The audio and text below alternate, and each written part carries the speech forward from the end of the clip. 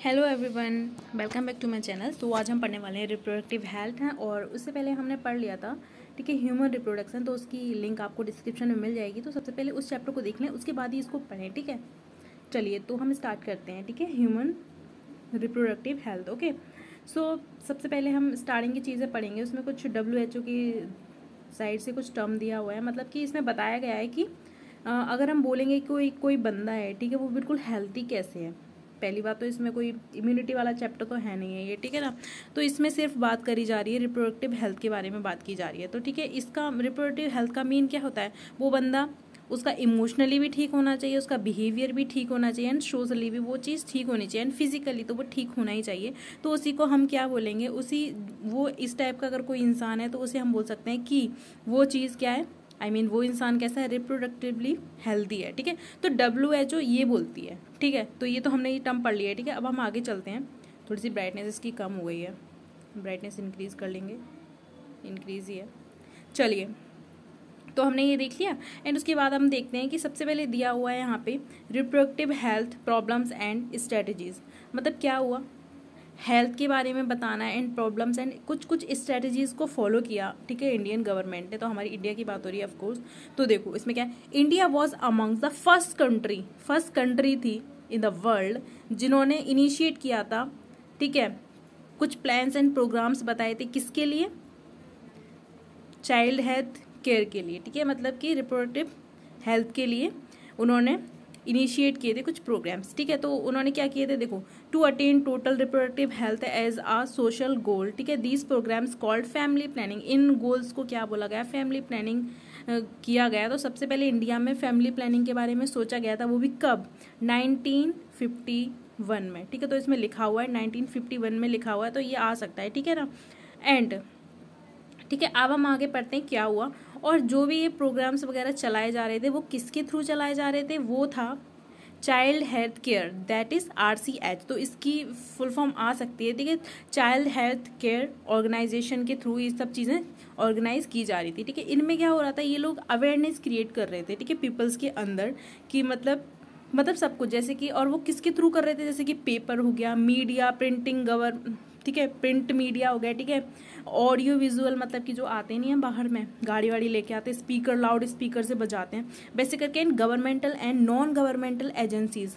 Non governmental agencies क्या होती हैं, दैट इज NGO, ठीक है। तो NGO की फुल फॉर्म क्या होती है, नॉन गवर्नमेंटल एजेंसीज होती हैं, ये सब होती है, ठीक है। तो ये बता रहे थे कि रिप्रोडक्टिव रिलेटेड एस्पेक्ट के बारे में, ठीक है, जैसे कि पेरेंट्स को एंड जिनको पता है, जो पढ़े लिखे लोग हैं, वो बता रहे थे, अवेयरनेस क्रिएट कर रहे थे, ठीक है, जैसे कि सेक्स एजुकेशन के बारे में बताना, ठीक है, और जो हेल्थी सेक्स क्या होता है वो सब चीज़ों के बारे में इंफॉर्मेशन प्रोवाइड कराना, ये सब वो लोग बता रहे थे। और जो कि सेक्सुअली ट्रांसमिटेड डिजीज़ होती हैं उनके बारे में बता रहे थे। उनमें से एक इसमें दी हुई है अभी यहाँ पे, एड्स, ठीक है, इसके बारे में ये सब चीज़ें बताई जा रही थी जो लोगों को नहीं पता था, ठीक है। और जैसे कि एजुकेटिंग पीपल्स थे वो सब लोग बता रहे थे, एंड जो कि फर्टाइल पीपल थे उनको बारे में ये सब बताया जा रहा था, ठीक है। और जो कि एज ग्रुप है, मतलब मैरिज के लिए कौन सी सेफ एज होती है, सेक्स के लिए कौन सी सेफ एज होती है, ये सब चीज़ें सब कुछ बताई जा रही थी। और कि जैसे पोस्ट नेटल केयर का मतलब होता है कि जब मतलब न्यूबॉर्न बेबी की केयर करने को ही बोलते हैं हम पोस्ट नेटल केयर, ये सब, ठीक है, ठीक है। एंड प्रेग्नेंट मदर की केयर कैसे करेंगी, एंड ब्रेस्ट फीडिंग कैसे करते हैं, ये सारी ही चीज़ें बताई जा रही थी, ठीक है। एंड कुछ चीज़ें होती हैं, कुछ क्या बोलते हैं, जैसे कि सेक्स अब्यूजेस के बारे में बताया जा रहा था। तो लोगों को डिफरेंस क्रिएट करना आना चाहिए कि कौन सी चीज़ सही है और कौन सी गलत है। तो इसके बारे में पूरी अवेयरनेस फैलाई जा रही थी। न्यूज़पेपर हो गया, कोई रिलेटिव है, कोई फैमिली है, मतलब जिनको पता है तो वो एक दूसरे को बता रहे थे, ऐसे करके पूरी फैमिली प्लानिंग चलाई गई थी, ठीक है। सो उसके बाद में एक और भी चीज़ें थी यहाँ पे, जैसे कि क्या था, प्रेगनेंसी, डिलीवरी, STDs, ठीक है, अबॉर्शन, कॉन्ट्रासेप्टिव, मेंस्ट्रुअल प्रॉब्लम, ये सब चीज़ के बारे में बताई जाती है, एंड इनफर्टिलिटी के बारे में बताया जा रहा था, ठीक है। ये सब चीज़ें चलाई जा रही थी, तो बहुत ही अच्छा था ये सब चीज़, ठीक है। एंड द थिंग इज, फिर एक चीज़ आई यहाँ पे, एक वर्ड आ जाता है एमनियोसिंथेसिस, ठीक है। इसमें क्या होता है, सेक्स डिटर्मिनेशन हो जाता है, ठीक है। और ये किस पे बेस्ड होता है, क्रोमोसोमल पैटर्न के ऊपर बेस्ड होता है ये, ठीक है। बट इंडिया के अंदर क्या होता है, हर एक चीज़ का क्या हो जाता है, मिसयूज़ होने लग जाता है, ठीक है। तो यहाँ पे भी मिसयूज़ होने लग गया। तो आपको पता है कि यहाँ पे इंडिया में, मतलब पहले के टाइम पे, अभी भी कई जगहों पे ऐसा होता है, ठीक है ना। और काफ़ी फैमिलीज़ में ऐसा होता है, नहीं पता होता है हम लोगों को, ठीक है ना। तो कहीं ना कहीं देखा जाए तो पार्शियलिटी हो जाती है हमारे साथ, ठीक है। मैं अपना पर्सनल एक्सपीरियंस बताऊंगी तो सच में होता है ऐसा, लेकिन मतलब पहले के टाइम पे क्या होता था, इतना ज़्यादा अभी नहीं होता है, बट कहीं कहीं अभी भी ऐसा हो सकता है कि अगर पहले ही वो सेक्स डिटर्मिनेशन करा लेते थे और उनको पता चल गया है क्या है, यहाँ पे आ रही है बेबी गर्ल, तो वो क्या करते थे, वो अबॉर्ट करा देते थे, ठीक है। वो चेक कर ला लेते थे कि अगर बॉय है तो ठीक है, अगर गर्ल है ना तो उसे मार दिया जाएगा, ठीक है। तो ऐसे ही होता था, तो इसकी वजह से एमनियोसेंटेसिस को बाद में इलीगल बता दिया गया। तो यहाँ पे आगे लिखा हुआ है कि उसको बाद क्या कर दिया, इलीगल कर दिया गया। इंडिया में ये सब चीज़ें अभी बंद हो गई हैं, बट दूसरी कंट्रीज़ में अभी तक ये एमनियोसेंटेसिस कराया जाता है, क्योंकि इसका काम क्या था कि जैसे कि बच्चों में डिसऑर्डर्स होते हैं, ठीक है, बच्चे होते हैं जो डिसऑर्डर्स होते हैं, ठीक है, तो अगर पहले ही पता चल जाएगा तो वो चीज़ ठीक करी जा सकती है, ठीक है ना। लेकिन अब यहाँ पे तो सब मिसयूज़ ही करते हैं, तो कुछ फ़ायदा नहीं है ये सब चीज़ों का, ठीक है। तो ये सब चीज़ें बताई गई और चलाई गई, ठीक है। अब हम कुछ एमनियोसेंटेसिस के बारे में कुछ चीज़ें पढ़ेंगे, ठीक है। तो यहाँ पे हम मार्कर लेंगे पहले अपना, ओके, एंड ग्रीन कलर ले लेते हैं, ठीक है। तो एमनियोसेंटेसिस किससे कराया जाता है, एमनियोसेंटेसिस पहले हम लिखेंगे यहाँ पे एमनियोसेंटेसिस, आप अपनी एनसीईआरटी में लिख लो, साइड में जगह दी हुई है, ठीक है। एमनियोसेंटेसिस, ठीक है, एमनियोसेंटेसिस हमने लिख लिया, ठीक है। ये कब कराई जाती है, पहली बात तो कब करा सकते हैं ये, ठीक है, कौन से मतलब वीक्स में करा सकते हैं, तो ये 14 to 16 वीक में कराएंगे, तभी हमको जाके कुछ पता चलेगा, ठीक है, नहीं तो हमको उससे पहले कुछ पता नहीं चलेगा, ठीक है। और ये किसके थ्रू कराया जाता है, ये कराया जाता है एमनियोटिक फ्लूइड के थ्रू, इसी की वजह से इसे हम एमनियोसेंटेसिस नाम दे दिया गया, तो कि एमनियोटिक फ्लूइड का यूज़ किया जाता है, ठीक है। एमनियोटिक फ्लूइड में क्या होता है, एमनियोटिक फ्लूइड में होती है जो बेबी होता है ना, फीटस होता है, ठीक है, तो उसकी स्किन सेल प्रेजेंट होती है, तो ठीक है, presence of foetus skin cell, ठीक है, तो स्किन सेल प्रेजेंट होती हैं फीटस की, तो ठीक है, इसी को बोलते हैं हम एमनियोसेंटेसिस, जो कि क्या हो गया, बैंड हो गया है इंडिया में, ठीक है, इंडिया में बैंड हुआ है, ठीक है। तो चलो हमने ये यहाँ पे पढ़ लिया है ये सब चीज़ें, ठीक है। अब देखो उसके बाद में, अब यहाँ पे क्लियर हो गया, अब यहाँ पे so yes, research on various reproductive related areas are encouraged and supported by governmental and non-governmental agency to find out the new methods, ठीक है, और to improve upon the existing one. Do you know that Saheli, Saheli के बारे में आपने सुना है, वो एक टाइप की पिल्स है, तो ये कैसी है, वंस इन अ वीक पिल है, ठीक है। तो क्या ये वंस इन अ वीक पिल है, तो ये बहुत क्वेश्चन आता है इस पे, ठीक है, once in a week pill होती है सहेली, ठीक है। And a new contraceptive to the female was develop, ठीक है, कहाँ पे डेवलप की गई थी, ये करी गई थी CDRI, दैट इज कहाँ पे है वो, लखनऊ में प्रेजेंट है, ठीक है, लखनऊ में है वो चीज़, ठीक है। Central drug research institute, CDRI की फुल फॉर्म क्या है, सेंट्रल ड्रग रिसर्च इंस्टीट्यूट नाम है, ठीक है, जो कि लखनऊ में प्रेजेंट है, ठीक है। Better awareness about sex related matters increase the number of medically assisted, अब आगे क्या लगा है दिख ही नहीं रहा है, deliveries and better postnatal care leading to the decrease maternal and infant mortality rate, ठीक है, मोर्टालिटी रेट, मतलब क्या हुआ, जबकि अवेयरनेस क्रिएट हो गई, पहले के टाइम पे कुछ मिथ्स भी थे, तो बहुत सारी चीज़ें होती है ना, कि बोला कि तुम बहुत सारी चीज़ें से एमनियोसेंटेसिस से रिलेटेड बहुत सारे मिथ्स थे, तो और उससे भी बहुत सारे रिलेटेड थे, पता नहीं क्या क्या चीज़ें ही बना लेते हैं इंडिया के अंदर, तो 50 तरीके के मिथ्स हैं। तो क्या हुआ, जब ये सब चीज़ें अवेयरनेस आ गई ना इंसानों में, तो उसके बाद में क्या हुआ, जो इन्फेंट मोर्टेलिटी रेट थी एंड जो क्या बोलते हैं पोस्टनेटल केयर थी, ये सब के बारे में, एंड मैटरनल, ठीक है, मैटरनल मोर्टेलिटी रेट थी, वो भी कम होती चलेगी, ठीक है। मैटरनल मतलब कि मॉम, मदर, एंड अगर इन्फेंट की बात करेंगे दैट इज़ बेबी, मतलब कि जैसे कि क्या हो गया, बेबी मर जाना होता था, ठीक है, एंड मदर की डेथ हो जाती थी, मतलब डिलीवरी के टाइम पे नहीं हो पाता था, ऐसे करके तो अवेयरनेस क्रिएट कराई, तो सब कुछ ठीक होने लग गया, धीरे धीरे करके ये सब चीज़ें कम हो गई, ठीक है। सो yes, increased number of couple with small families, better detection and cure STDs and overall increase medical facilities। ये सब क्यों हो पाया, क्योंकि मेडिकल फैसिलिटीज़ इंक्रीज हो गई, एंड क्या हो गया था, अवेयरनेस भी क्रिएट हो गई थी, लोग जानने लग गए थे कि हमें कैसे क्या करना है, ये सब चीज़ें उनको पता थी, ठीक है। तो ये सब होने लगे, तो और हमारी क्या हेल्थी सोसाइटी क्रिएट हो गई, ठीक है। अब आ जाओ भाई, इतनी ज़्यादा हेल्थी सोसाइटी क्रिएट हो गई कि पॉपुलेशन ही बढ़ गई, तो अब हम उसके बारे में पढ़ेंगे तो ठीक है ना। तो अब हमारा टॉपिक आ जाता है population explosion and birth control. अब बर्थ कंट्रोल करने की बारी आ गई, हद हो गई। चलिए, इन द लास्ट सेंचुरी, ठीक है, and all over development in various field significantly improve the quality of the life of the people, however increase the health facilities along with better living condition had to explosive impact on the growth of population। मतलब क्या हुआ, इतनी ज़्यादा facility आ गई ना, इतनी सारी चीज़ें हो गई, कुछ ज़्यादा अवेयरनेस क्रिएट हो गई इंसानों में कि भाई पॉपुलेशन एक्सपोनेंशियली ग्रो कर गई। ठीक है, तो अब पॉपुलेशन बढ़ जाएगी तो खाने के रिसोर्सेज कम हो जाएंगे, तो उसके लिए अब बारी आती है गवर्नमेंट को कि कंट्रोल करेगी पॉपुलेशन। भाई मतलब पहले से कोई चीज़ सोची नहीं जाती है यहाँ पे, मतलब हो जाता है, फिर देखेंगे आराम से मज़े में कि क्या करना है। ठीक है हमको, तो ऐसे ही हुआ यहाँ पे। ठीक है, तो देखो अब यहाँ पे क्या, the world population which was around 2 billion.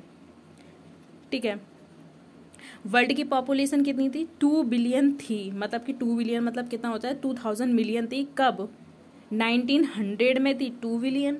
ठीक है, rocketed to about 6 billion by 2000। और भाई सोचो 2000 में कितनी हो गई, 6 बिलियन हो गई। सोच रहे हो कि कितना ज़्यादा एक्सपोनेंशियली ग्रो कर रहा है पॉपुलेशन। ठीक है, तो मतलब काम नहीं है इन लोगों के पास कोई भी। ठीक है, तो 6 बिलियन हो बढ़ जाती है पॉपुलेशन 2000 में। ठीक है, सोचो अब आ जाती है इंडिया की बारी। ये तो छोड़ो, इंडिया थोड़ी कम है किसी चीज़ में, इंडिया तो किसी चीज़ में ही कम नहीं है, ये सब चीज़ में तो बिल्कुल कम नहीं है। सो देखो अब इंडिया की बारी थी। A similar trend was observed in India too. या ठीक है, our population which was approximately 350 million at the time of independence. Independence के टाइम पे कितनी थी, 350 मिलियन थी, सब मज़े में चल रहा था। But reached close to the billion marked by 2000। और बिलियंस में पहुंच गई कहाँ, 2000 में बिलियंस में पहुंच गई। तो हम क्यों कम है भाई, यहाँ पे 6 बिलियन क्रिएट कर रहे हो ना तुम, 2 बिलियन से पूरी वर्ल्ड की बात हो रही है भाई, इंडिया तो बहुत ज़्यादा कहो ही मत। ठीक है, एंड क्रॉस्ड 1 बिलियन इन मई 2000। और 1 बिलियन क्रॉस कर गई वो, मतलब पॉपुलेशन क्रॉस कर गई 1 मिलियन। कब तक, मई 2000 में। ठीक है, दैट मीन्स एवरी 6 पर्सन, हर छठवा आदमी अगर देखा जाए तो वो इंडियन ही है। ठीक है, समझ में आ गया। ठीक है, ये क्यों हुआ, अब ये हुआ क्यों ऐसा चीज़, ये हुआ इसलिए, हम मार्कर का कलर चेंज करेंगे अब। ठीक है, a rapid decline in death rate, ठीक है, maternal mortality rate, infant mortality rate, ये सब कम हो गया। ठीक है, और क्या हुआ, ठीक है, और क्या हुआ, जब कोई मर ही नहीं रहा था, ठीक है ना, कोई मर ही नहीं रहा था, तो उसकी वजह से क्या हुआ, इंक्रीज हो गया number of population in reproducible age. मतलब कि रिप्रोड्यूसिबल एज मतलब वही एज आ गई प्यूबर्टी की, तो मतलब वही कितनी भी अवेयरनेस फैला दो बट कुछ कम होने वाला थोड़ी ना है। तो ये सब हुआ कि ना कोई मरा और वो सेम एज के लोग आ गए, वहाँ पे शादियाँ होने लग गई, ये सब होने लग गया, तो इसकी वजह से क्या हुआ, पॉपुलेशन एक्सपोनेंशियली ग्रो कर गई। तो ठीक है, ये 3 कॉज थे, तो ये लिख लेने हैं हमको। ठीक है, एक हो गया ये मोर्टेलिटी रेट, ठीक है, डिक्रीज हो गई, and infant mortality rate decrease हो गई, that is second. And third ये वाला इंपॉर्टेंट पॉइंट है कि रिप्रोड्यूसिबल एज इंक्रीज होती चली गई। ठीक है, इसलिए ग्रोथ इतनी, मतलब पॉपुलेशन इतनी ज़्यादा ग्रो कर गई। ठीक है, तो ये समझ में आ गया। ओके, तो अब हम आगे चलते हैं। सो किधर थे हम, यस, तो ये हो गया था are probably reason for this. Okay, through RCH programme चल ही रहा था अभी तक, लेकिन कोई मतलब नहीं वो सब चीज़ों से। लेकिन अभी बताया कहाँ था, ठीक है, कॉन्ट्रासेप्टिव के बारे में बताया था क्या, थोड़ा बहुत बताया होगा, लेकिन ये थोड़ी ना बोला था कि हम दो हमारे दो, तो अब चलाना पड़ेगा ना, हम दो हमारे दो। ठीक है, through we could bring down the population growth rate, it was only marginal. According to the 2001 census reported the population growth rate was still around 1.7%, ठीक है, that is 17 per 1000 years। ठीक है, a rate at which the population could be double in 33 years, such an alarming growth rate could lead to the absolutely scarcity। Okay, so ये सब था। ठीक है, उसके बाद में क्या होता है, जब इतनी पॉपुलेशन बढ़ जाएगी, फूड कहाँ से लाओगे, शेल्टर कहाँ से प्रोवाइड करोगे, एंड क्लॉथिंग, सब चीज़ की तहस नहस, मतलब हाहाकार मच जाएगा सही में खाने के लिए। तो यहाँ पे हम देख लेते हैं, मतलब देख चेक कर रही थी मैं रिकॉर्डिंग हो रही है या नहीं, पहली बार रिकॉर्डिंग ख़राब हो चुकी है मेरी ऐसे करके। ठीक है, तो यही हुआ। तो इसके बारे में फिर उसके बाद गवर्नमेंट ने सोचा चलो अब हम कुछ करना पड़ेगा, कुछ तो करना पड़ेगा भाई, सीरियस मैटर चल रहा है यहाँ पे। तो ठीक है, यहाँ पे फिर क्या हुआ, फिर उसके बाद में गवर्नमेंट ने कोई चीज़ चलाई। ठीक है, जैसे कि देखो the most important step to overcome this problem to motivate smaller families. ठीक है, मतलब फिर क्या हुआ, पहले तो बोल दिया, पहले तो सबको मारा मुरी बंद कर दी, पहले सबको इतना ज़्यादा अवेयर कर दिया कि इतनी ज़्यादा प्रॉब्लम क्रिएट होगी, देन उसके बाद बोला गया छोटी फैमिली बनाओ ज़्यादा बेटर है। ठीक है, तो ये सब बोला गया कि स्मॉल फैमिलीज़ ये सब करना। ठीक है, जैसे कि और बताया गया। ठीक है, उसके बारे में क्या मीडिया में चलाएगा, सेम फिर से मीडिया में चलाया, पोस्टर्स, बिल्स, ये वो एंड ये सब चलाया गया। उसके बाद में एक स्लोगन चलाया गया, हम दो हमारे दो। ये तो मेरे सामने चला था शायद से, ये तो मैंने भी लिखे हुए देखा है, और मतलब पूरी दीवार वाला पे लिखा हुआ रहता था कॉन्ट्रासेप्टिव्स के बारे में, एंड पूरे में लिखा हुआ रहता था हम दो हमारे दो। आप पता नहीं कितने लोगों ने देखा होगा, काफ़ी लोगों ने ये चीज़ देखी होगी, मैंने देखा था कहीं गाड़ियों पे भी लिखे रहता था, हर जगह बैनर, होर्डिंग, सब जगह लिखा होता था। ये गवर्नमेंट आती थी, छाप जाती थी। तो ठीक है, तो इनको अब ये होश आ चुका है ये सब करने का, ये तो अभी भी चल ही रहा है, लेकिन मानते कहाँ हैं लोग, ऐसा नहीं होता है ना।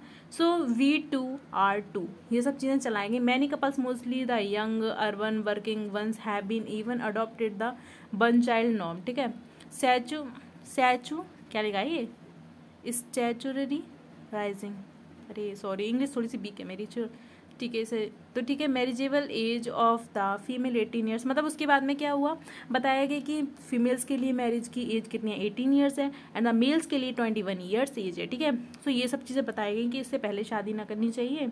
ठीक है, बालिका बधू वाला सीरियल देखा होगा किसी ने, तो वो चीज़ नहीं करनी चाहिए। यहाँ पे 18 ईयर्स दे रखा है, लेकिन उसके बाद भी इंडिया वाले मानते नहीं हैं। ठीक है, क्योंकि मैंने अपने ही सामने बहुत सारे लोगों की ऐसे शादियां देखी हैं। ठीक है, मेरे तो अभी तक हुई नहीं है, बट बहुत सारे लोगों की ऐसी शादियां देखी ना मैंने कि मतलब 15 ईयर्स पे लड़की की शादी कर रहे हो, बंदा 32 ईयर्स का। ओ माय गॉड, मतलब सोचो क्या। सो वही बहुत ऐसे लोग होते हैं, लेकिन कुछ नहीं, मतलब पढ़े हुए लोग भी ऐसा कर लेते हैं ना, कुछ नहीं कह सकते, इंडिया है।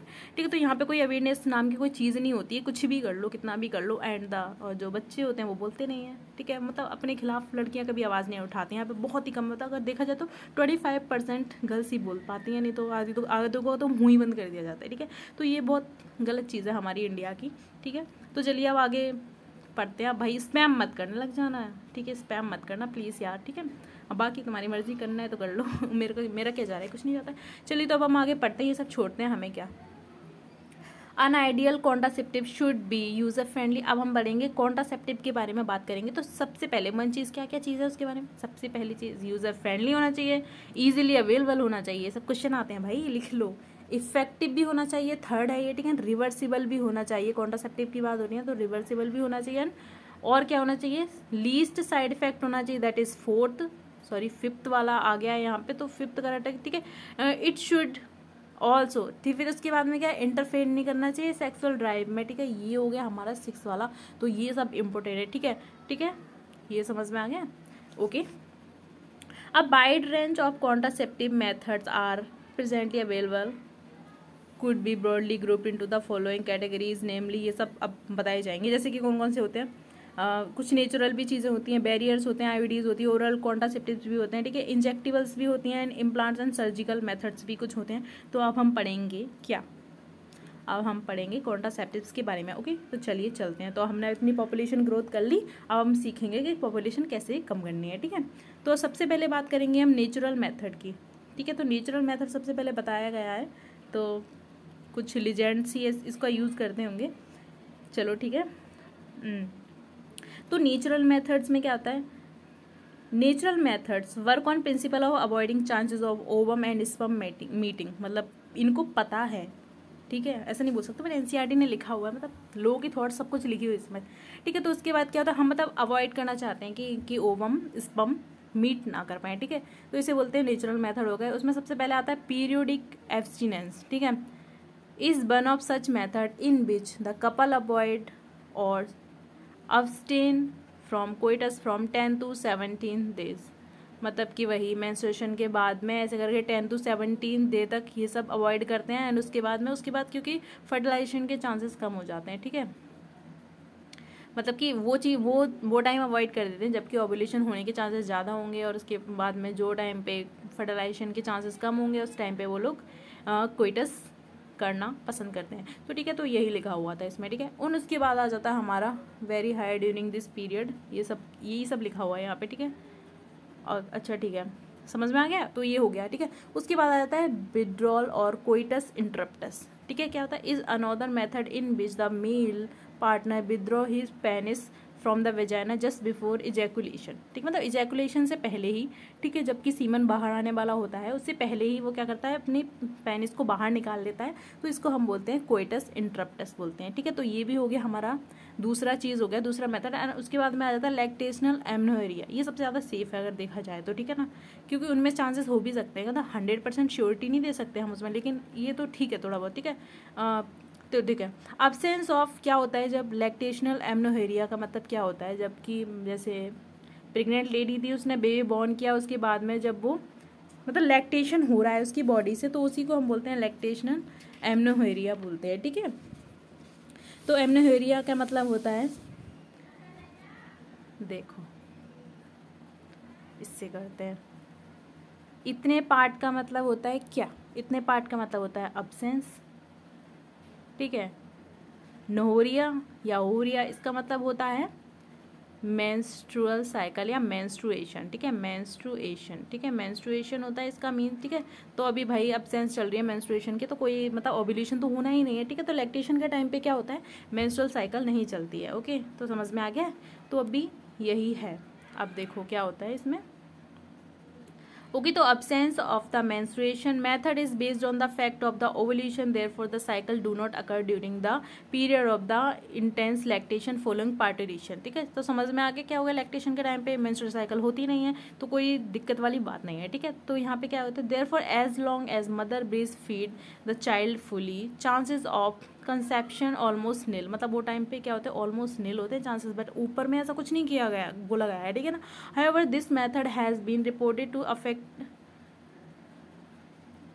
एक मिनट, सो क्या लिखा हुआ है, reported to be effective only up to maximum period of 6 month, मतलब कि ये पीरियड, ये जो भी चीज़ है ना, बेलेड है 6 मंथ तक। ठीक है, मतलब कि 6 मंथ तक ऐसा कुछ नहीं होगा, बट 6 मंथ के बाद में ये चीज़ खत्म हो जाती है, क्योंकि उसके बाद में क्या हो जाएगा, मेंस्ट्रुएशन साइकिल स्टार्ट हो जाएगी इस वजह से। ठीक है, तो समझ में आ गया, ये टाइम पे भी मतलब सेफ है करना। ठीक है, ऑलमोस्ट नील बताए गए हैं इसके इफेक्ट। ठीक है, तो ये सब भी दिया हुआ है। ठीक है, however this method has been, ये सब समझ में आ गया। ठीक है, so as no medicine and devices are use this method, side effect are almost nil, तो साइड इफेक्ट भी ऑलमोस्ट नील है। Chances of failure through of this method is also high. ठीक है, समझ में आ गया।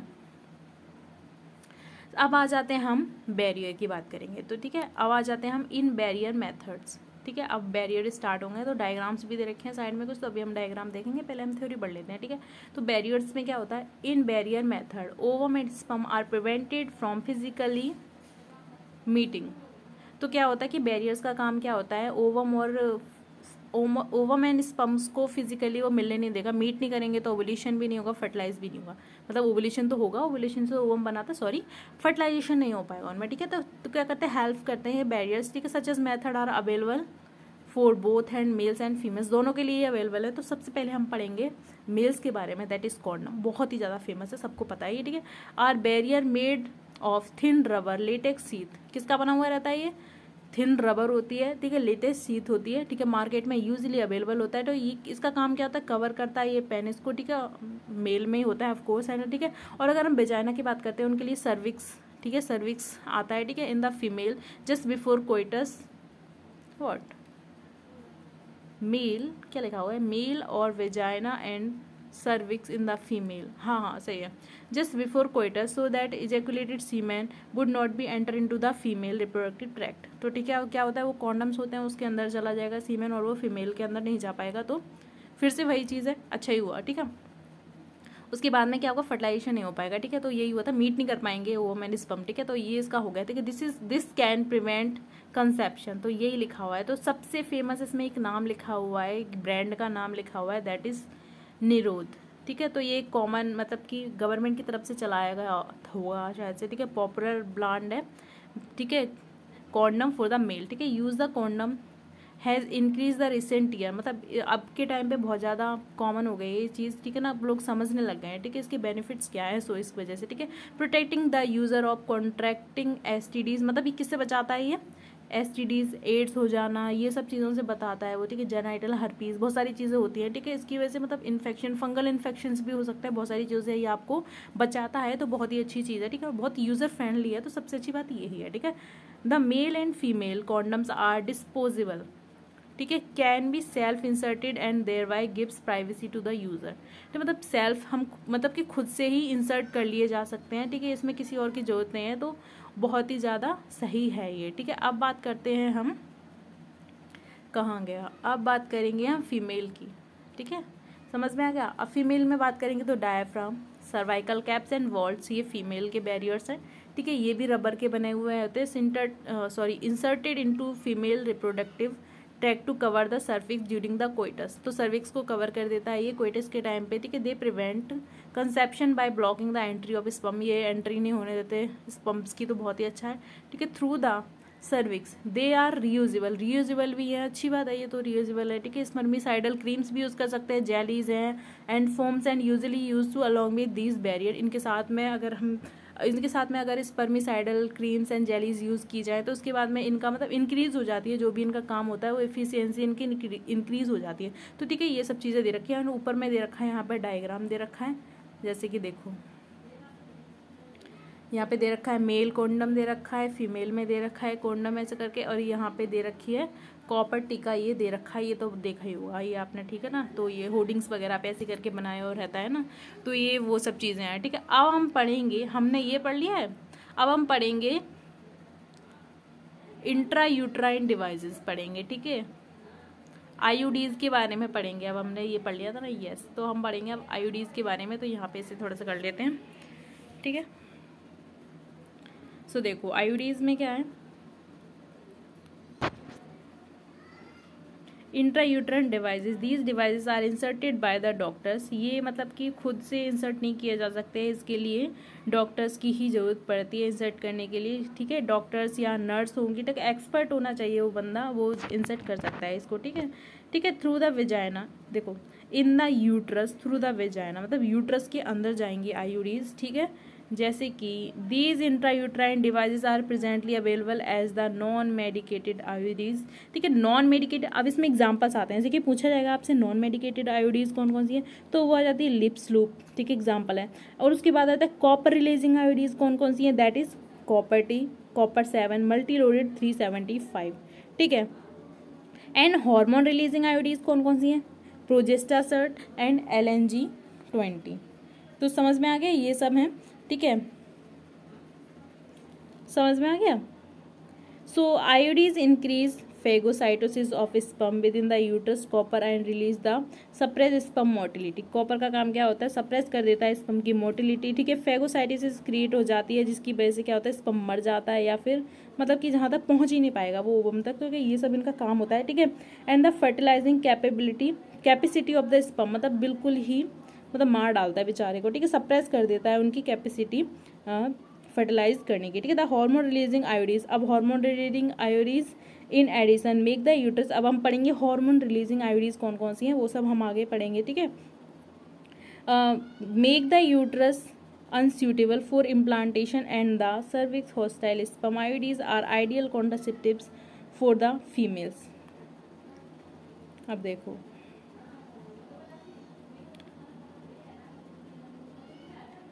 सो who want to delay pregnancy and the space children, मतलब कि चाहते हैं कि अभी उनको प्रेगनेंसी नहीं चाहिए, बस सेक्स डिज़ायर्स तो है, और वो चाहते हैं कि मतलब कि एक बेबी से दूसरी बेबी में थोड़ा सा गैप दें उनको, ठीक है। तो उसके लिए क्या यूज़ होते हैं, सबसे ज़्यादा यूज़ होते हैं कॉन्ट्रासेप्टिव्स यूज़ होते हैं इंडिया के अंदर, ठीक है। तो कुछ कुछ ओरल भी होते हैं, तो हम ओरल पढ़ने वाले हैं अभी कि ओरली कौन कौन से कॉन्ट्रासेप्टिव्स यूज़ किए जाते हैं, ठीक है। Oral administration of small doses इधर प्रोजेस्टोजेंस, ठीक है, लिखा हुआ प्रोजेस्टोजेंस है, ठीक है, और प्रोजेस्टोजन ईस्ट्रोजन, ठीक है। Combination is another contraceptive method used by female, ठीक है। तो अभी हमने उससे पहले सहेली पढ़ी थी, ठीक है। They are used in the form of tablets popularly called pills, तो पिल्स की फॉर्म में ये मिल जाती हैं, इजीली अवेलेबल होती है मार्केट में, तो इसका यूज़ किया जा सकता है, ठीक है। तो ये क्या होता है, pills have to be taken daily for a period of 21 days, तो 21 डेज लेनी होती है ये मंथली, ठीक है। ऐसे ये सब इसका काम होता है, ठीक है। सो क्या ये देखो लिखा है starting preferably with in the first 5 days of menstrual cycle after a gap of 7 days during which is menstrual अकर, ठीक है वही 7 days, ठीक है। फिर उसके बाद में सेम से नेक्स्ट मंथ भी सेम ऐसे करके करना होता है इनको, ठीक है। सो ये सब चीज़ें हैं, ठीक है। बट अगर हम बात करते हैं सहेली की बात करते हैं तो बहुत ही अच्छी है ये क्या होती है, once in a week pill होती है। इसको हमेशा 21 days नहीं लेना होता। A new oral contraceptive for the female contains non steroidal preparation, non steroidal होती है ये, ठीक है। It is once in a week pill, तो ये दोनों क्वेश्चन आते हैं। नॉन स्टीरॉयडल होती है and once in a week pill होती है, ठीक है। और इसके बहुत ही कम साइड इफेक्ट भी हैं, ठीक है। तो बहुत अच्छा है, इससे क्वेश्चन बहुत आते ही रहते हैं, ठीक है। सो progesterone along or in the combination with estrogen can also be used by female injections, फिर injections के थ्रू भी लिए जाते हैं, ठीक है। और ये सब लिए जाते हैं, ठीक है। सो यहाँ पे क्या लिखा हुआ है देखो, their mode of action is similar to that the pills, मतलब कि क्या होता है जो इंजेक्शन के थ्रू लिए जाते हैं ना, तो वो क्या होता है उनका पिल्स के जैसा ही होता है इनका मोड ऑफ एक्शन, ठीक है। Effective period are much longer, but effective period की बात करेंगे तो वो पिल्स के मुकाबले काफ़ी ज़्यादा होता है, ठीक है। Administration of progestogen and progestogen estrogen combination और आईयूडीज विद इन 72 आवर्स में ले सकते हैं। कोइटस मतलब कोइटस होने के बाद आप 72 आवर्स तक ले सकते हैं, जिसमें कि प्रेगनेंसी होने के चांसेस नहीं रहते हैं। अगर 72 आवर्स से ज़्यादा हो गए तो फिर आप डेंजर में हैं, ओके। तो देखो yes very effective as emergency contraceptive, ठीक है। इमरजेंसी के लिए सही है, जैसे कि हो जाता है कि बहुत सारी लाइक देखो इसमें देखा ड्यू टू रेप, ठीक है, कुछ रेप्स वगैरह हो जाते हैं तो वहाँ पे उनको प्रेगनेंसी नहीं चाहिए होती किसी लोगों को, तो उसके लिए पिल्स ये सब चीज़ें अच्छी है। और अब बात करते हैं हम सर्जिकल मेथड्स की। तो सर्जिकल मेथड्स को हम क्या बोलते हैं, सर्जिकल मेथड्स को हम स्टरलाइजेशन भी बोलते हैं। तो अभी मेरी टंग लगने लग गई है तो थोड़ा सा पानी पी लेते हैं, ओके।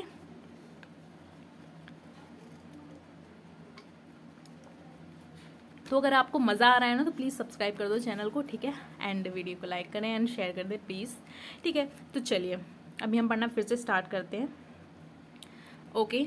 तो इसे हम ऊपर कर लेते हैं। अब हम पढ़ेंगे स्टरलाइजेशन मेथड्स कौन कौन से होते हैं। तो यहाँ पे देखो दे रखा है, एक फीमेल का पार्ट दे रखा है एंड फीमेल एंड मेल का रिप्रोडक्टिव डायग्राम्स दे रखे हैं, ठीक है। ये मेल का है, ये फीमेल का है। तो मेल में क्या होती है, वेसेक्टोमी होती है एंड ट्यूबेक्टोमी होती है फीमेल्स के अंदर। तो फीमेल्स के अंदर क्या होता है, फेलोपियन ट्यूब को ना कट कर दिया जाता है, यहाँ से कट कर दिया है, जिससे कि ये देखो ये ओवरी है, तो ओवरी यहाँ से ओवा आएगा तो सही, बनेगा तो सही, बट यहाँ पे आगे नहीं आ पाएगा यूट्रस के अंदर, तो जिससे कि अगर स्पर्म आता भी है तो कोई टेंशन वाली बात नहीं है इनको, ठीक है। तो इसे क्या बोलते हैं हम, ट्यूबेक्टोमी बोलेंगे, क्योंकि फेलोपियन ट्यूब को कट किया गया है, ओके। और यहीं पर अगर हम बात करते हैं वेसेक्टोमी की, दैट इज किसमें की जाती है, ये की जाती है मेल्स के अंदर किया जाता है वेसेक्टोमी, ठीक है। इसमें क्या होता है, बास डिफरेंसेस को कट कर दिया जाता है। इसमें भी क्या होगा, यहाँ पे ये रहे टेस्टिस, ठीक है। तो इसके अंदर क्या होगा, इसके अंदर स्पर्म तो बनेगा बट ये आगे नहीं आ पाएगा, तो ये यहाँ से निकल भी नहीं पाएगा, इजेक्ट भी नहीं होगा, तो ये फीमेल के अंदर एंटर नहीं कर पाएगा, इसकी वजह से प्रेगनेंसी नहीं होगी। तो मतलब ये क्या है, मतलब अगर इसे बोलेंगे रिवर्सिबल नहीं है मेथड। अगर आपने एक बार करा लिया तो उसके बाद आप ये नहीं चाह सकते हैं कि फिर से ये ठीक हो जाए, कि नहीं फिर से हमको प्रेगनेंसी चाहिए, तो ऐसा कुछ पॉसिबल नहीं है इसमें, ठीक है। तो यही है, तो हमें आगे यही पढ़ना है, ठीक है। सो यही सब लिखा हुआ है यहाँ पे, ठीक है। सो क्या लिखा हुआ है, this technique are highly effective but their reversibility is very poor, ठीक है। बहुत ही पुअर है कि रिवर्सिबिलिटी हो जाए, मतलब सोचो बहुत डेंजरस होगी सर्जरी अगर रिवर्सिबिलिटी कोई चाहता होगा तो, ठीक है। बहुत ही रिस्की है, तो बहुत सोच समझ के ये चीज़ फैसला लेना होगा कि आपको ये करना है कि नहीं करना है, ठीक है। तो चलिए ये समझ में आ गया। तो ये किसके थ्रू कराई जानी चाहिए, ये ज़्यादातर किसके थ्रू होनी चाहिए, ये डॉक्टर्स के थ्रू ही होना चाहिए, मतलब डॉक्टर्स नर्सेस के थ्रू भी नहीं होनी चाहिए, डॉक्टर्स के थ्रू होना चाहिए जिनको बहुत अच्छे से ये सब आता हो, क्योंकि ये सर्जरी एक टाइप का, ठीक है। सो देखो उसके बाद में क्या लिखा हुआ है यहाँ पे, कुछ इंपॉर्टेंट है। सो इसके कुछ साइड इफेक्ट्स भी हो सकते हैं, जैसे कि लिखा हुआ है, इल इफेक्ट क्या हो सकते हैं, नोजिया, अब्डोमिनल पेन भी हो सकता है, ठीक है। ब्रेक थ्रू ब्लीडिंग हो सकती है, रेगुलर मेंस्ट्रुअल ब्लीडिंग हो सकती है, तो कुछ साइड इफेक्ट तो है ही, ठीक है। इवन ब्रेस्ट कैंसर भी हो सकता है, तो ठीक है। ये सब समझ में आ गया। तो ये सब भी चीज़ें मतलब सोच लेनी चाहिए कि आपको कराने से पहले, कि इनको हमें इग्नोर नहीं कर सकते, कि सोचो ब्रेस्ट कैंसर हो गया, इंसान मर जाएगा, ठीक है। और भी बहुत सारी चीज़ें हैं जिसकी वजह से इंसान मर सकता है, तो मतलब सोच समझ के कोई भी चीज़ करनी है, ठीक है। उसके बाद आ जाते हैं हम MTPs की बात करते हैं। अब आ जाता है मेडिकल टर्मिनेशन